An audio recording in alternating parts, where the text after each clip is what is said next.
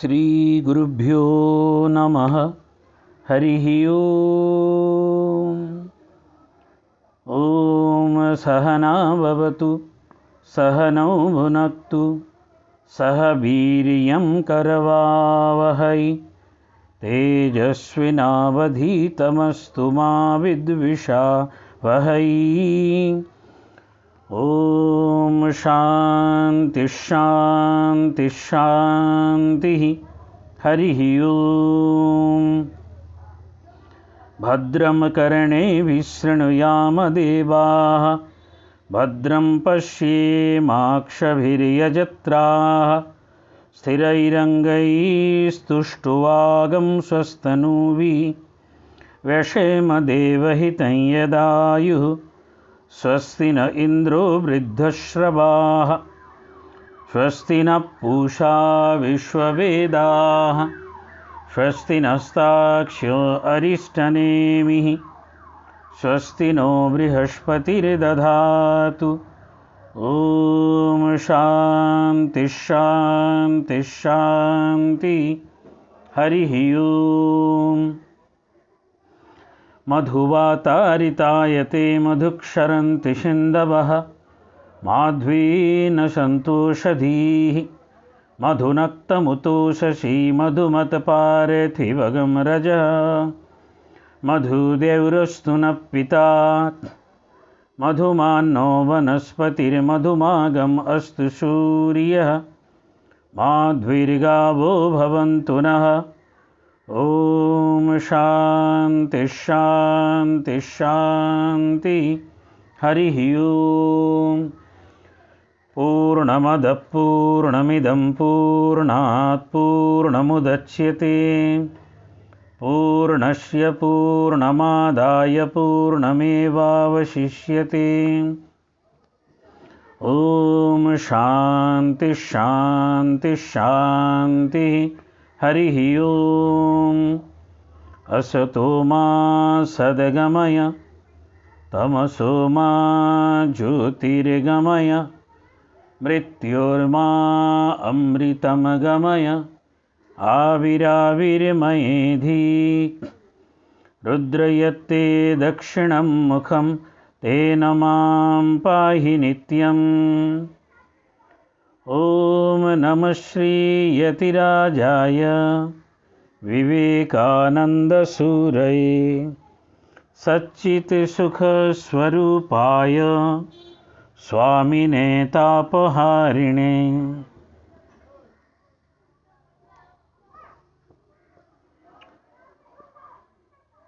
My regards and best wishes to Honorable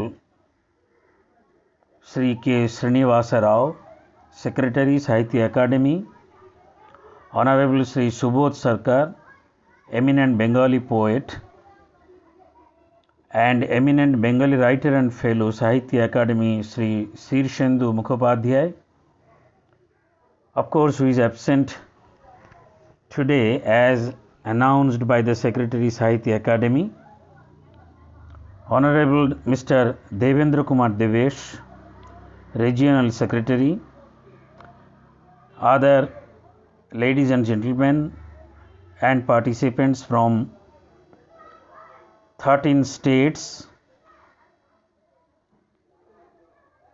and other dignitaries seated on the stage of Sahitya Akademi and all those present in the auditorium. I feel very privileged and blessed to be present at this meeting today and to be a fellow traveler with you in the 161st birth anniversary meeting of Sri Sri Swamiji Vivekananda Maharaj. Today is January 12th. The whole world is at its toe to celebrate this occasion, especially in India, where this auspicious day of English calendar has been being celebrated as National Youth Day, declared by the Government of India since 1984. Born on January 12, 1863 at 5:49 am, this momentary great Yogacharya was a stirring genius of the spiritual world who appeared on this earth to save India and the world from the darkness of ignorance and superstition. Swamiji's ancestral home in North India is currently a Grade 1 heritage building. Swami Vivekananda is said to have fallen like a brilliant meteor from some unknown realm. The critics say that before going to America, Vivekananda was just an unknown vagabond boy. In the episode of America, Vivekananda went to great lengths to conceal his identity, strictly prohibiting his name from appearing in newspapers or books. But the strange thing is that if this statement is not true, he would not have changed his name again and again during his Paribrajaka wandering days. A Brahma song, Brahma Sangeet, written by the renowned poet Rabindranath Tagore, was one of Swamiji's favorite songs that he sometimes hummed in his heart. Nijere korite gaurabodan, nijere keboli kori opoman, আপনারে শুধু ঘেরিয়া ঘেরিয়া ঘুরে মরি পলে পলে সকল অহংকার হে আমার ডোবাও চোখের জলে আমারে না যেন করি প্রচার আমারও আপন কাজে তোমারই ইচ্ছা করো হে পূর্ণ আমারও জীবন মাঝে যাচি হে তোমার চরম শান্তি পরাণে তোমার পরম কান্তি আমারে আড়াল করিয়া দাঁড়াও হৃদয় পদ্ম দলে আমার মাথা নত করে দাও হে তোমার চরণ ধুলার তলে. This is a famous Rabindra Sangeet which implies that whenever you would like to give us or glorify us for our actions, our activities, it is simply a degradation of the self. As in another one Bengali maxim it says, আপনারে বড় বলে বড় সেই নয় লোকে যারে বড় বলে বড় সেই হয়. It is the audience, the world, that will denote one who is the maker of this statement or maker of this or any achievement. It should be marked by the audience only. It is the student who will tell about the teacher, whether he is expert or he is a novice. Anyway, what we are discussing, that Swamiji forbade everywhere to make his name published in newspapers or books. But it was not really possible for Vivekananda to hide himself. He was such a brilliant, outstanding personality. People recognize him not by a specific name, but as his celestial presence. And later, writers of hearsay about Swami Vivekananda have also commented glowingly on the then revealed genius of this unknown monk. Among them are the famous people like Bal Gangadhar Tilak and so many. A look at Calcutta, where Vivekananda is said to be least known, shows that Narendranath was as popular as it was possible for a young man to be in Calcutta, the then capital of India's empire, the birthplace of many talents. In college, his fame is not so much as the mastery of certain subjects, but his fame rests upon his free-spirited intellect, free-spiritedness, and the musical excellence. Principal William Hastie of General Assembly College, where Narendranath was the student, was well known in Calcutta at that time as an academic and orthodox Christian. To him, Narendranath is truly a genius, a versatile genius. Philosophy students like him are rare even in German universities. It is a statement of Principal William Hastie. Narendranath joined the Brahmo Samaj and became known among the leading figures of the society. Devendranath Tagore loved him. He acted on stage with Keshav Chandra Sen. Shivnath Sastri used to visit his house in search of him, and Pratap Chandra Majumdar knew him. In particular, he was one of the early members of the Sadharan Brahma Samaj and a well-known singer. Renowned national leader Surendranath Banerjee says in his autobiography that Narendranath used to listen to his speeches regularly as a student. After Sri Ramakrishna's demise, or Sri Ramakrishna left his mortal frame, Surendranath tried to attract him to politics. Ishwar Chandra Vidyasagar knew him well, having taught at Vidyasagar school. He was associated with U.C. Banerjee, a famous barrister, Umesh Chandra Banerjee, a famous barrister, due to his ancestral case. Narendranath was able to attract respect in the known circles of his etymology in Eastern and Western philosophies. Amritalal Rai was a famous person at the time. He went to America and was known earlier for his radical modern views. Later, he became a fan of Indian religion and culture. In the September 1891 issue of the Hindu magazine, the editor of that magazine, Amritalal, while writing about Sri Ramakrishna, pointed out that Narendranath was one of the Ramakrishna's disciples who had an amazing erudition in Eastern and Western philosophies.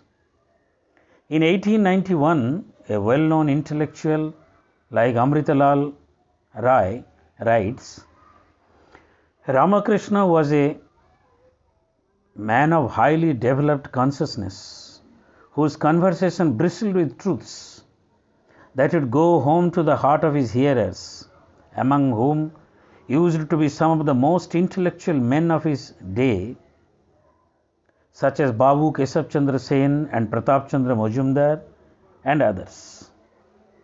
Among the disciples of this madman, who have given up every desire and hope of this world on the strength of his teachings, are some graduates and other educated men, one of whom is known to the writer Amritalal, is a person of remarkable learning in the philosophies of both the East and the West. Today, on this auspicious day, I'd like to present a few words about the current growing interest in Swami Vivekananda's literature to the conference of this young writers' meet in search of a new talent. He is a notable writer in a special genre of Bengali literature, and he is a pathfinder of this new literary genre.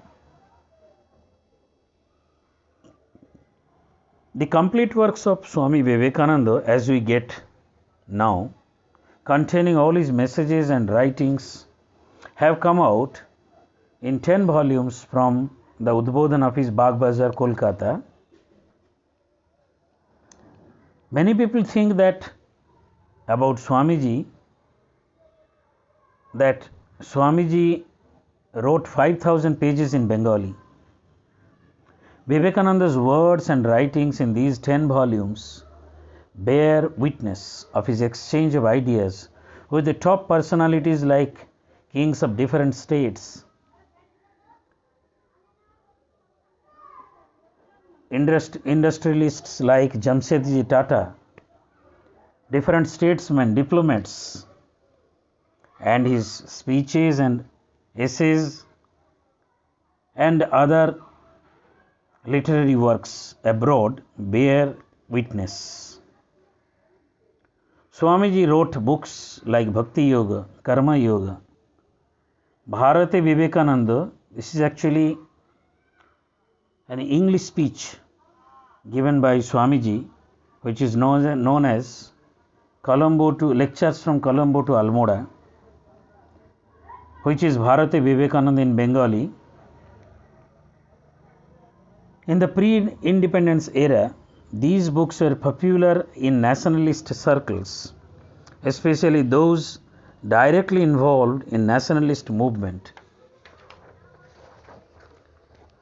The spontaneous applause with 2-minute standing ovation from the crowd of 7,000 at the Chicago Parliament of Religions upon hearing his first speech is well known to all of us. But perhaps not many people know that his speech before the Parliament of Religions won the admiration of many American scholars. John Henry Wright of Harvard University, who invited him to speak at Harvard, on learning that Vivekananda lacked credentials to speak at the Chicago Parliament, said, quote, "To ask for your credentials is like asking the sun to state its right to shine in the heavens." You know, Swami Vivekananda, before going to participate in the Parliament of Religions, he started pursuing many people in America to get a credential to make him identified a delegate of Hinduism from India. John Henry Wright of Harvard University was also approached by his friends to write a letter as credential to be presented to Parliament President John Henry Barrows. But John Henry Wright was skeptic about the talent of Swami Vivekananda, though his outward look is very handsome, very attractive, very magnificent. And John Henry Wright, to test the talent of Swamiji, invited him to Harvard University to speak on Hinduism, and was amazed to hear Swamiji's talents, his profound knowledge on the subject. And that is why he commented, "To ask for your credentials is like asking the sun to state its right to shine in the heavens." Mrs. Wright writes about his speech, quote, "Swamiji is wonderfully clever and clear in putting his arguments and laying his trains of thoughts to a conclusion. You can't trim him up nor get ahead of him. Hearing him speak, Harvard psychology professor William James said, quote, "That man is simply a wonder for oratorical power. He is an honor to humanity." Unquote. Parliament President John Henry Barrows said, "India, the mother of religions, was represented by Swami Vivekananda, the orange monk who exercised the most wonderful influence over his auditors." The New Year Critic, a famous magazine, wrote, quote, "He is an orator by divine right, and his strong, intelligent face in its picturesque setting of yellow and orange was hardly less interesting than those earnest words and the rich rhythmical utterance he gave them."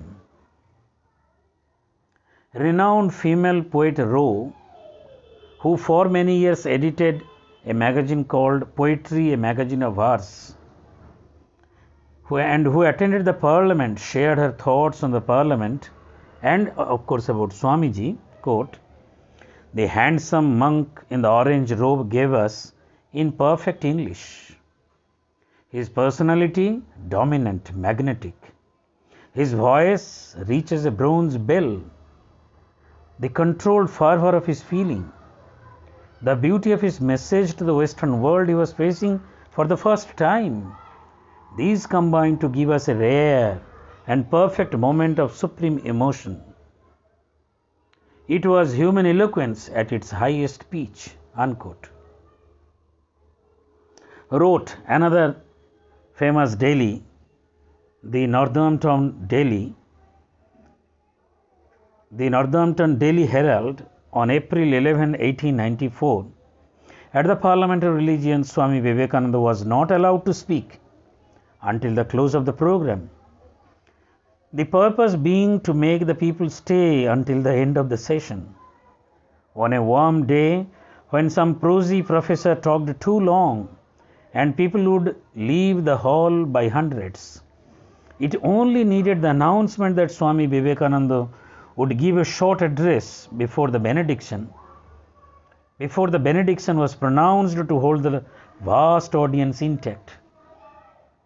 And thousands would wait for hours to hear a 15-minute talk from this remarkable man. Famous French Nobel laureate, educationist and literator Romain Rolland wrote in his biography, "Vivekananda was energy personified, and his action was his message to men. His preeminent characteristic was kingliness. He was a born king, and nobody ever came near him, either in India or America, without paying homage to his majesty." When this quite unknown young man of 30 appeared in Chicago at the inaugural meeting at the Parliament of Religions, opened in September 1893 by Cardinal Gibbons, all his fellow members were forgotten in his commanding presence. His strength and beauty, the grace and dignity of his bearing, the dark light of his eyes, his imposing appearance, and from the moment he began to speak, the splendid music of his rich, deep voice enthralled the vast audience of American Anglo-Saxons, previously prejudiced against him on account of his color. His words are great music, phrases in the style of Beethoven, starring rhythms like the march of Handel choruses. I can't touch these sayings of his, scattered as they are through the pages of books at 30 years distance, without receiving a thrill through my body like an electric shock. And what shocks, what transports must have been produced when in burning words they issued from the lips of the hero. The thought of the warrior prophet of India left a deep mark upon the United States. Leo Tolstoy, Russian novelist, writes about Vivekananda. In Vivekananda's passionate tirades directed against the contemporary bourgeois civilization, in his affirmations of the priority of the spiritual essence of man over his material cover, Tolstoy heard the echoes of the early teachings of the ancient Indians and particularly many motifs of the Vedas, which were congenial to him. Once Tolstoy praised Vivekananda for his excellent polemics with Schopenhauer about God, and he noted the English of the Indian philosopher. Quote, "What English has Vivekananda? He has learnt all its subtleties." Rabindranath Tagore, the famous world poet of India, said, "If you want to know India, study Vivekananda. In him, everything is positive and nothing negative." Sri Aurobindo wrote about Swami Vivekananda, quote, "Vivekananda was a soul of puissance. If ever there was one, a very lion among men, but the definite work he has left behind is quite incommensurate with our impression of his creative might and energy. We perceive his influence still working gigantically. We know not well how, we know not well where, in something that is not yet formed, something leonine, grand, intuitive, of heaving, that has entered the soul of India, and we say, behold, Vivekananda still lives in the soul of his mother and the souls of her children."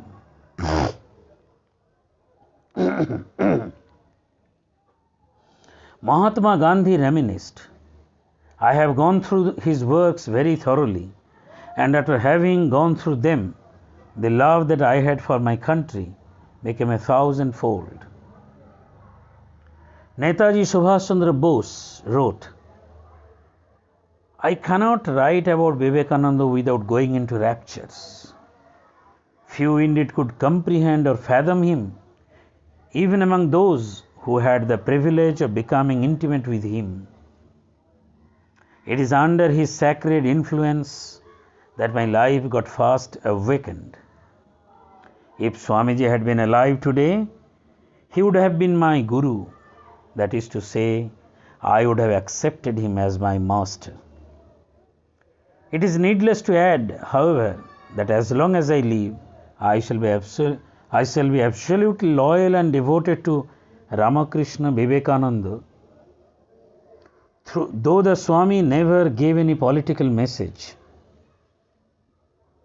everyone who came into contact with him or his writings developed a spirit of patriotism and a political mentality. He may be regarded as the spiritual father of the modern nationalist movement. He died very young in 1902, but since his death, his influence has been even greater. The harmony of all religions, which Ramakrishna Paramahansa accomplished in his life's endeavor, was the keynote of Swamiji's life. And this ideal again is the bedrock of the nationalism of future India." Unquote. The best evidence of Swamiji's literary genius, which I am going to give you a brief summary, is found in some of his Bengali works. Most of the essays and lectures are in English. His Bengali essays and epistles are very little in quantity, but those works are notable for their wealth of thought and information. His literary talent is fully evidenced in his ongoing Bengali works.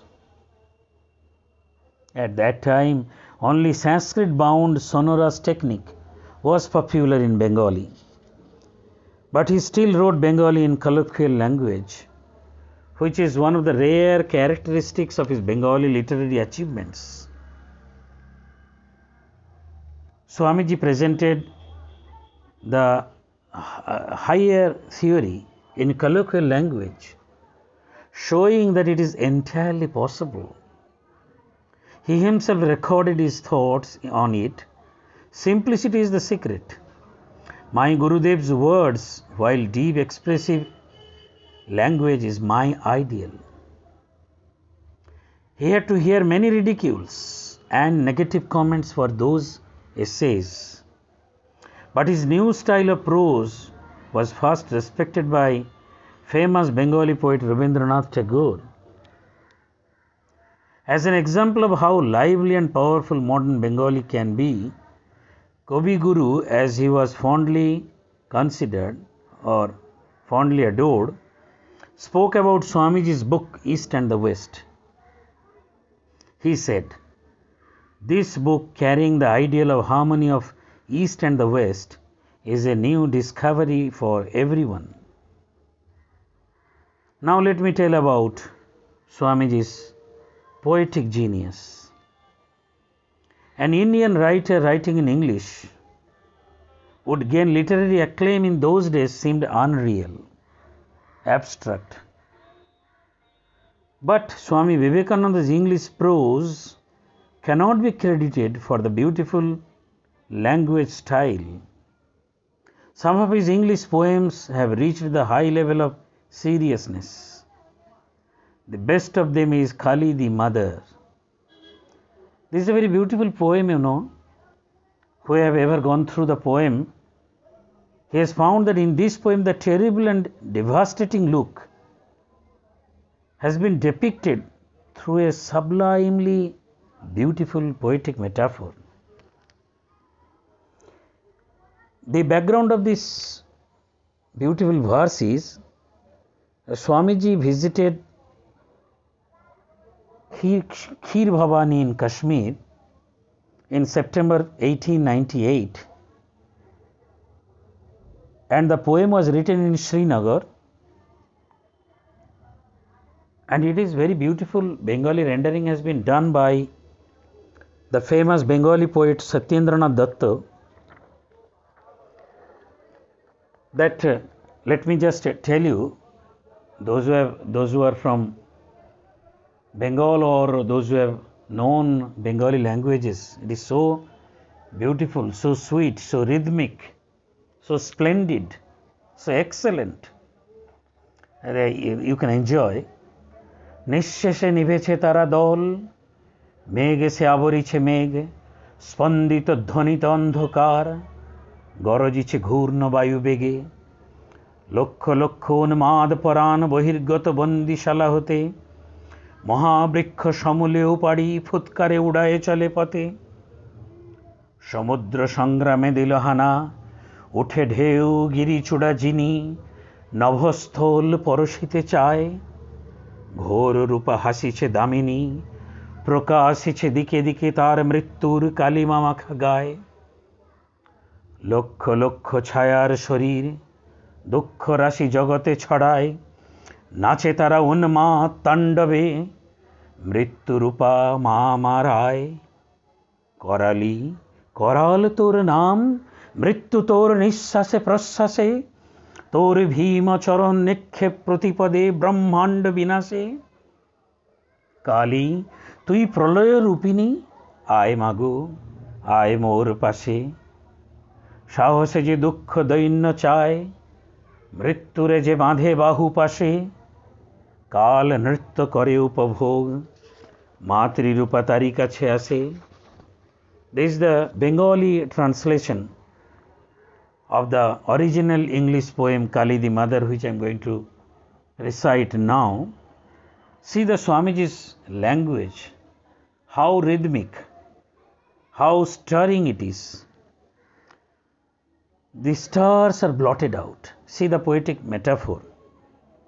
The stars are blotted out. The clouds are covering clouds.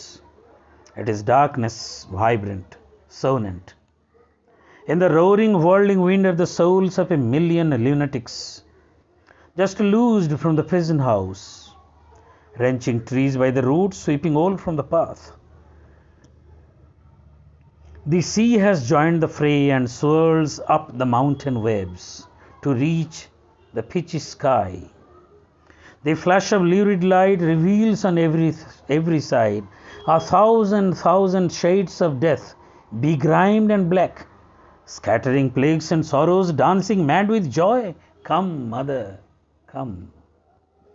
For terror is thy name, death is in thy breath, and every shaking step destroys a world for e'er.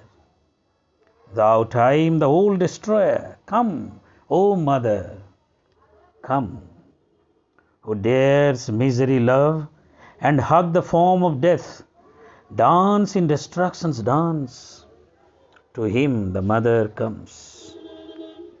Another one poem shows or bear the witness of Swamiji's poetic genius, his imagination, his contemplation. The poem is titled as Hold on Yet a While, Brave Heart. In Bengali it says, Dhoirjo dharo kichu kal he bir hridoy.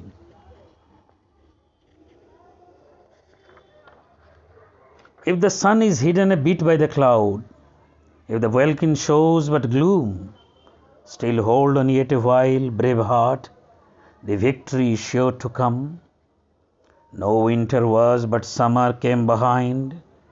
Each hollow crests the wave. They push each other in light and shade. Be steady then and brave.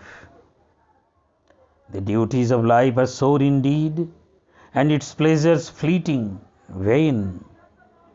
The goal is so shadowy, seems and dim.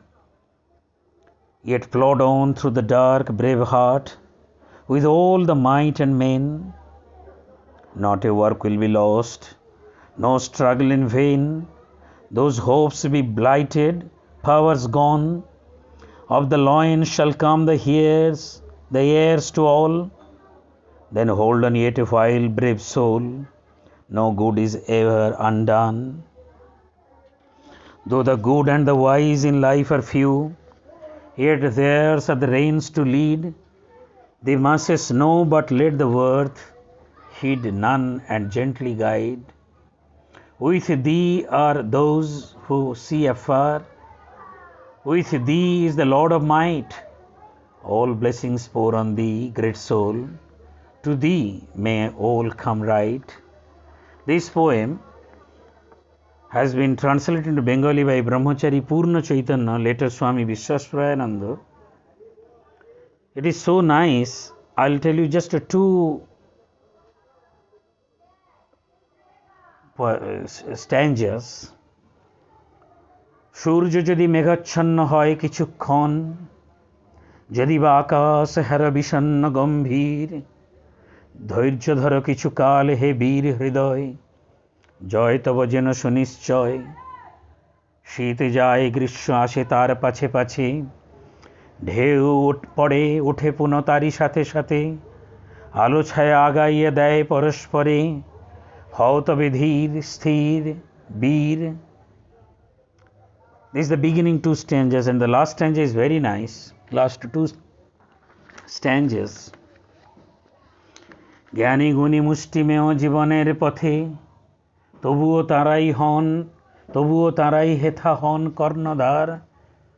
জনগণ তাহাদের বোঝে বহু পরে, চাহিও না কারো পানে, ধীরে লয়ে চলো।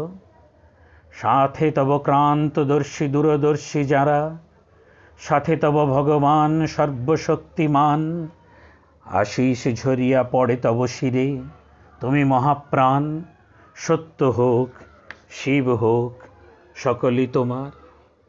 And there are so many poems written by Swamiji like my play is done, the song of the sannyasins, to the awakened India, to my friend Cup, and all so many poems, a dozen of poems written by Swamiji, bear the witness of his literary genius. The same can be said about some Bengali poems written by him. In short, there is good reason to believe that, or we can come to the conclusion that, had Narendranath Datta not been Swami Vivekananda, one more name would have been added to the list of many great poets born in the 19th century in Bengal. The same can be said of his deep and extensive historical knowledge. He wrote only one or two long essays on historical subjects.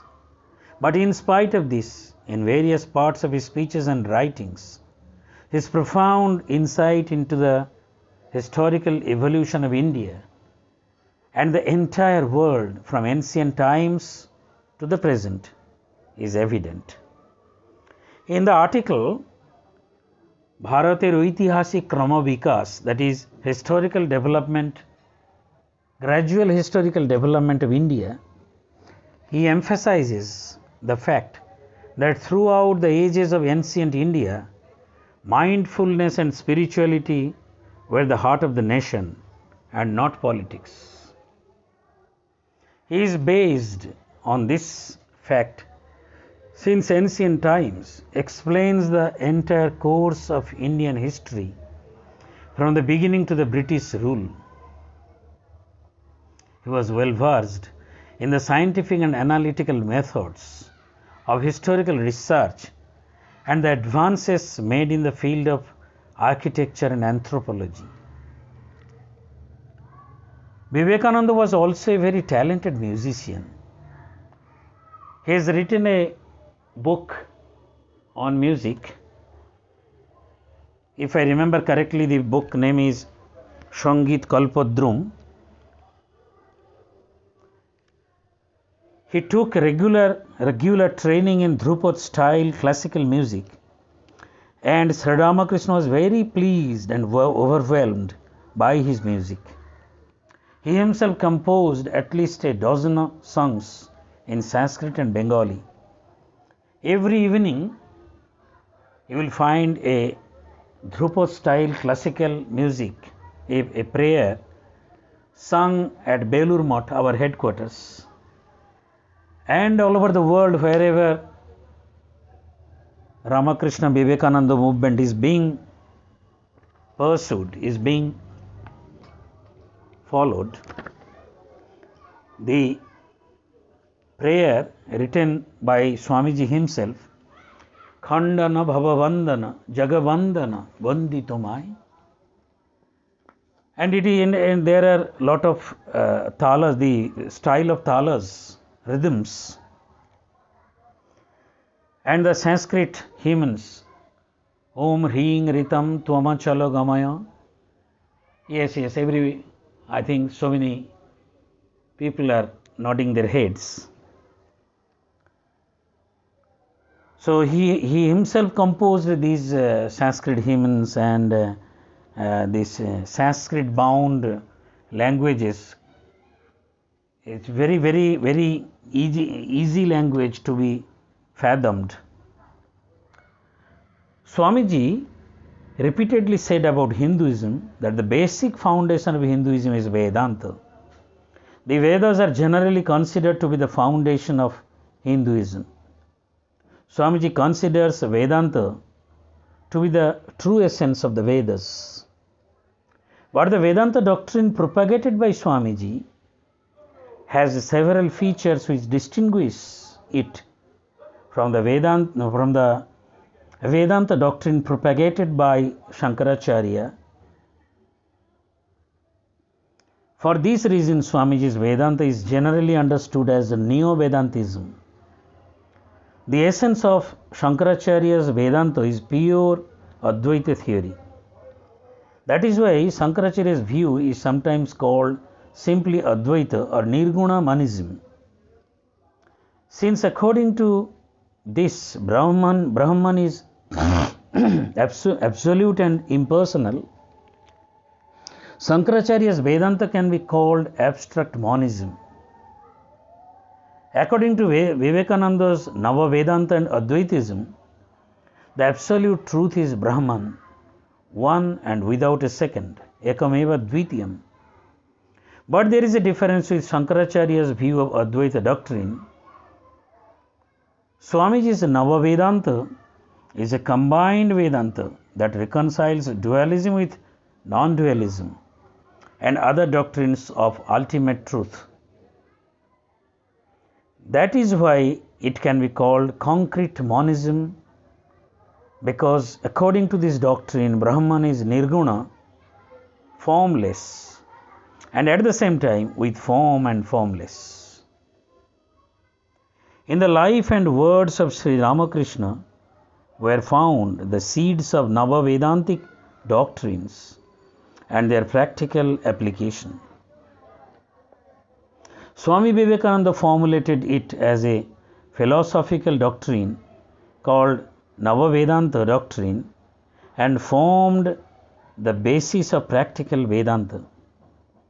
Swami Vivekananda enriched it with strict logic and gradually turned it into a philosophical views. Swami Vivekananda's commentary on Vedanta is much appropriate. It is not possible to tell all the details in the short range, but I am expressing a short form of it in Swamiji's words. Practical Vedanta, it says Karme Parinata Vedanta. Let me quote from Swamiji's teachings. One of the greatest features of Swami Vivekananda's teachings is that he applied his philosophies to everyday life.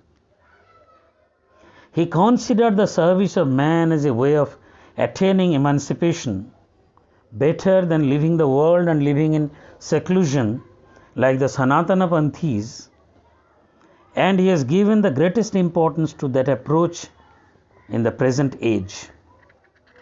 He built his Sannyasi Sangha, a Ramakrishna mission and Ramakrishna Math on the foundation of this practical Vedanta. Once he heard from his Guru Sri Ramakrishna, who used the language Nara Narayana. And Swamiji heard it and he told his brother monks and others present there, told that today I have got a new light, a new doctrine, and God owes me, if God owes me a debt, I will implement in the practical life, in the day-to-day life, everyday life. Even his brother disciples could not support this new approach invented by Swamiji initially. But he remained steadfast in his own opinion. He wrote to Miss Mary Hell from Almora on 9th July 1897, quote, "Only one thought was going through my head, to continue preparing an instrument for the betterment of the Indian masses. How successful have I been in that regard?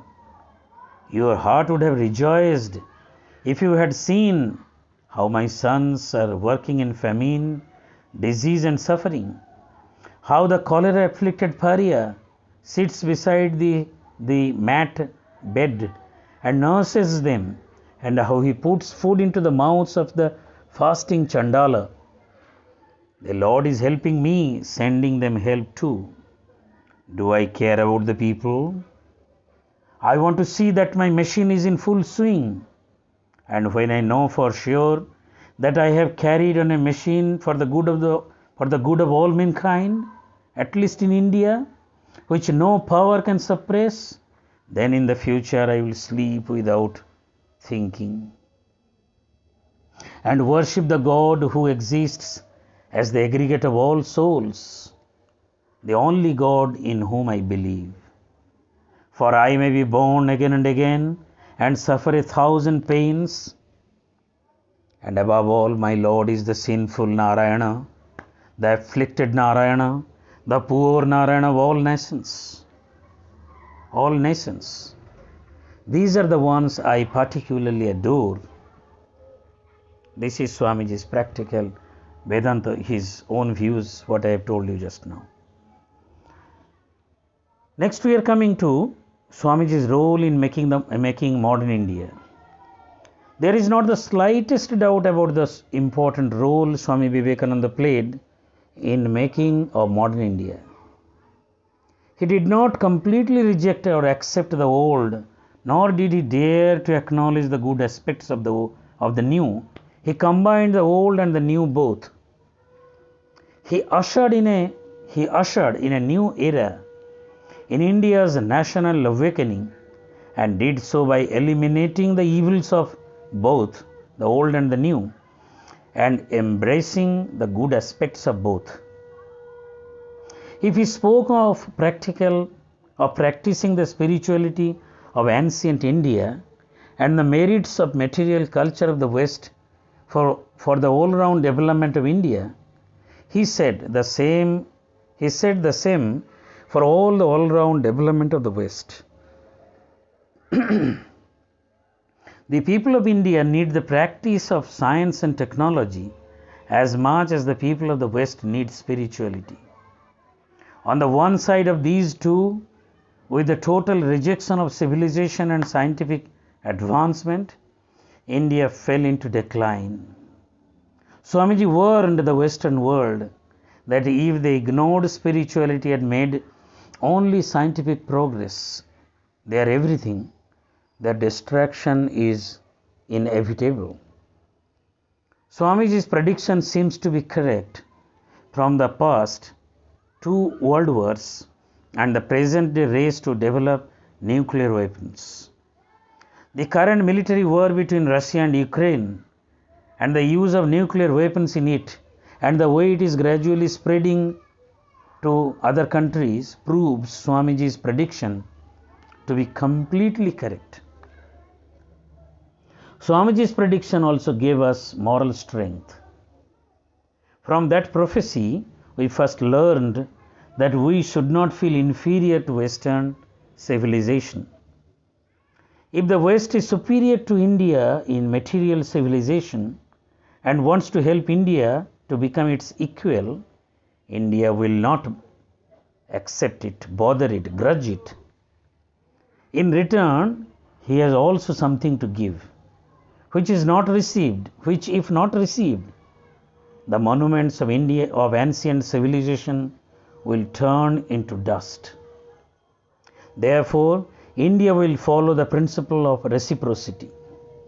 He is in no way inferior to his ever advanced West, declares this great truth.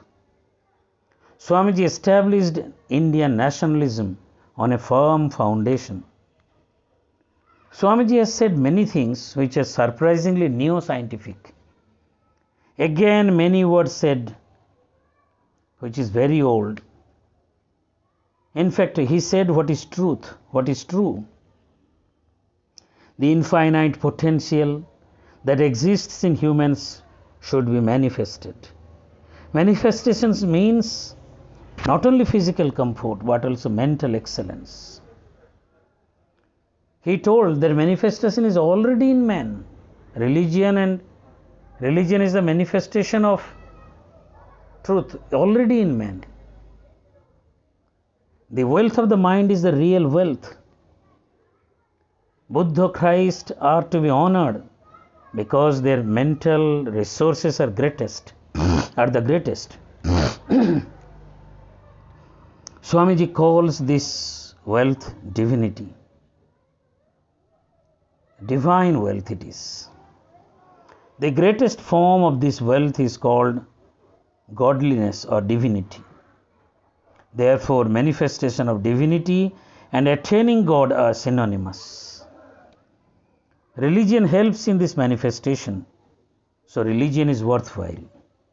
Religion does not mean doctrine, religion means struggle. Swamiji says the whole of religion is to raise a brute unto a man and a man unto God. This is the struggle where the body and mind excel, by which truth, divinity is awakened. Man discovers himself and knows his greatness. That is religion. Science is also religion in this sense. Science is for the body and religion is for the mind. Religion and science are either side of the same truth. Science without religion and religion without science are impossible. So Swamiji wanted the combination of both. The path to human liberation is in this combination.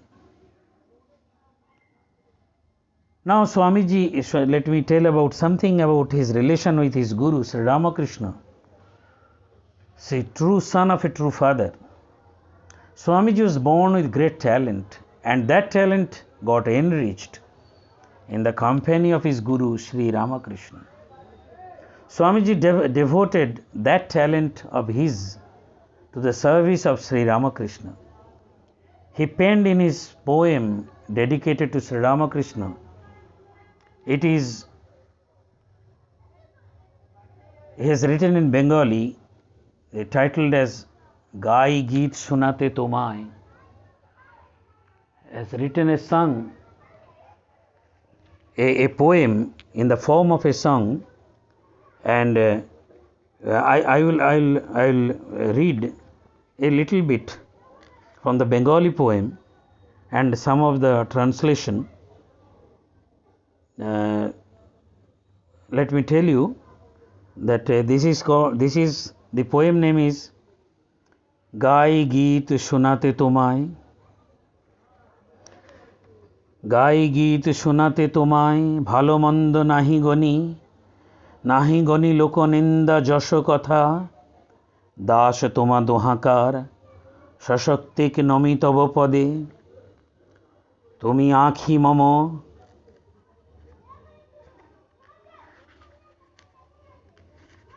Just a minute. I'll tell you the exact Bengali poem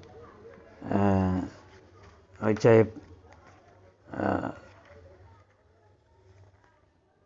তুমি আঁখি মম তব রূপ সর্ব ঘটে ছেলে খেলা করি তব সনে কবু ক্রোধ করি তোমা পরে যেতে চাই দূরে পলাইয়ে শিয়রে দাঁড়ায় তুমি রেতে নির্বাক আনন ছল ছল আঁখি চাহ মম মুখ পানে অমনি যে ফিরি তব পায়ে ধরি কিন্তু ক্ষমা নাহি মাগি তুমি নাহি কর রোষ পুত্র তব অন্য কে সহিবে প্রগল্ভতা প্রভু তুমি প্রাণসখা তুমি মোর কবু দেখি আমি তুমি তুমি আমি বাণী তুমি বিনা পানি কণ্ঠে মোর তরঙ্গে তোমার ভেসে যায় নরনারী সিন্ধুরলে তব হুঙ্কার চন্দ্র সূর্য তোমারই বচন মৃদুমন্দ পবন আলাপ এ সকল সত্য কথা কিন্তু মানি অতি স্থূল ভাব তত্ত্বজ্ঞের এ নহে বারতা and at the last he is writing মম শক্তি প্রথম বিকার আদিবাণী প্রণব ওঙ্কার বাজে মহাশূন্য পথে অনন্ত আকাশ শোনে মহানাদ ধ্বনি তেজে নিদ্রা কারণ মণ্ডলী পায় নবপ্রাণ অনন্ত অনন্ত পরমাণু লম্ফ ঝম্ফ আবর্ত উচ্ছ্বাস চলে কেন্দ্র প্রতি দূর হতে দূর অতি দূর হতে চেতন পর্বণ তলে উর্মিমালা মহাভূত সিন্ধু পরে পরমাণু আবর্ত বিকাশ আস্ফালন পতন উচ্ছ্বাস মহাবেগে ধায় সে তরঙ্গ রাজি অনন্ত অনন্ত খণ্ড তার উৎসারিত প্রতিঘাত বলে ছোটে শূন্য পথে খগল মণ্ডল রূপে ধায় গ্রহ তারা ফেরে পৃথ্বী মনুষ্য আবাস আমি আদি কবি মম শক্তি বিকাশ রচনা জড় জীব আদি যত আমি করি খেলা শক্তিরূপা মম মায়াসনে একা আমি হই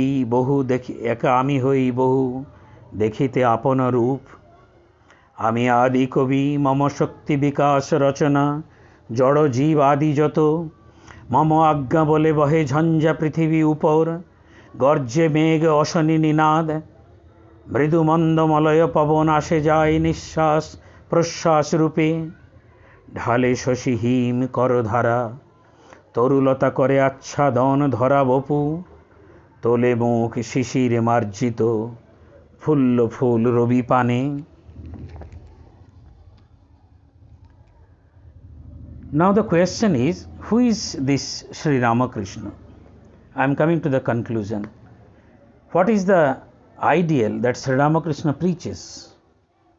Sri Ramakrishna is not is an ideal of human welfare. The ideal that makes people beautiful to more beautiful to most beautiful, from great to greater than to the greatest. The ideal that teaches people, not I, it is you. Naam, tu. I am not you. You, the living world, is God who has become everything.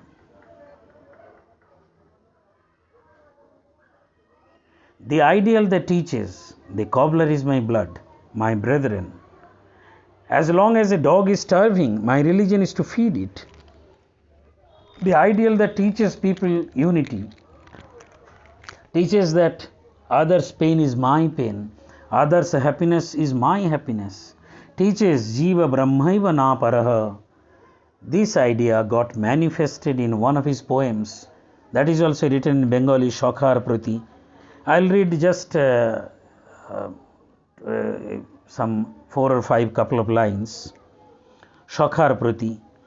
Jiva Brahma Manava Ishwar Bhuta Preto Adi Devagana Poshupakhi Kit Onukit Ei Prem Hridaye Sabar Dev Dev Bolo Ar Keba Bolo Sabare Chalaye Putro Tare Maye Deয় Pran Doshu Hare Premere Preron ভ্রান্ত সেই যে বা সুখ চায় দুঃখ চায় উন্মাদ সে জন মৃত্যু মাগে সেও যে পাগল অমৃতত্ব বৃথা কিঞ্চন যত দূর যাও বুদ্ধিরথে করি আরোহণ এই সেই সংসার জলধি দুঃখ সুখ করে আবর্তন ভিক্ষুকের কবে বল সুখ কৃপা পাত্র হয়ে কিবা ফল দাও আর ফিরে নাহি চাও থাকে যদি হৃদয়ে সম্বল অনন্তের তুমি অধিকারী প্রেম সিন্ধু হৃদে বিদ্যমান দাও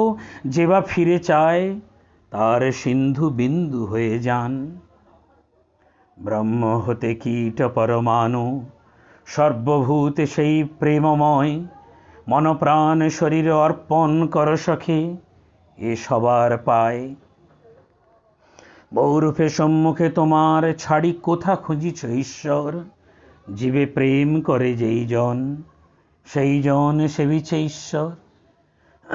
So this is the love for the humankind, thinking all the humans are the living embodiment of God, the supreme command, the president of the immortality. So, to sum up, we can say that Sri Ramakrishna is the source, Swami Vivekananda is speed, consequences. Sri Ramakrishna is Gomukhi, confluence. Swami Vivekananda is Ganga Sagar. Now, Ganga Sagar Mela has been started, and Ramakrishna Mission Seva Pratishthan opened a stall there, and we have sent our doctors, our attendants, our diagnostic department. So Swami Vivekananda is the Ganga Sagar of the confluence Sri Ramakrishna. Between these two, Sri Ramakrishna and Swami Vivekananda, the Gomukhi and the Ganga Sagar, there are countless thoughts, feelings, waves of imagination, agitation. The novel luxury of divine and human nature, the bridge connecting heaven and earth. God came in human form, loved, cried, played in many ways. Viveka Chintana or Viveka Chinta, Vivekananda tonic, so to say, is the step to attainment of the highest, that is Sri Ramakrishna. The process of deifying the living being. This thought makes people awakened. That is why it is called Manus, means Manhus, standard and sensibility.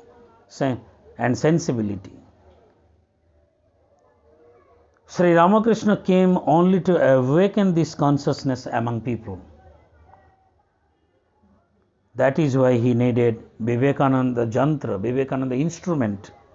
And that is why Vivekananda was dragged from Saptarshi Mandala. So let me conclude today's deliberation. Let me invoke the countless blessings of the holy trio, Bhagavan Sri Ramakrishna Dev, Holy Mother Sri Sri Sharada Devi, and Yugacharya, the prophet of this new age, Swami Vivekananda, to shower their choicest blessings upon all of us, upon all phases of human beings, and let us respond to his clarion call and devote our lives to the cause of the humanity. Last, I would like to recite that particular 4 lines of Swamiji's poem, Brave. Dhairya dhara kichu kal heavy hriday, hold on yet a while, brave heart. With thee are those who see afar. With thee is the Lord of might. All blessings pour on thee, great soul. To thee may all come right. সাথে তব ক্রান্তদর্শী দূরদর্শী যারা, সাথে তব ভগবান সর্বশক্তিমান, আশিস ঝরিয়া পড়ে তব শিরে, তুমি মহাপ্রাণ, সত্য হোক শিব হোক সকলই তোমার। Thank you.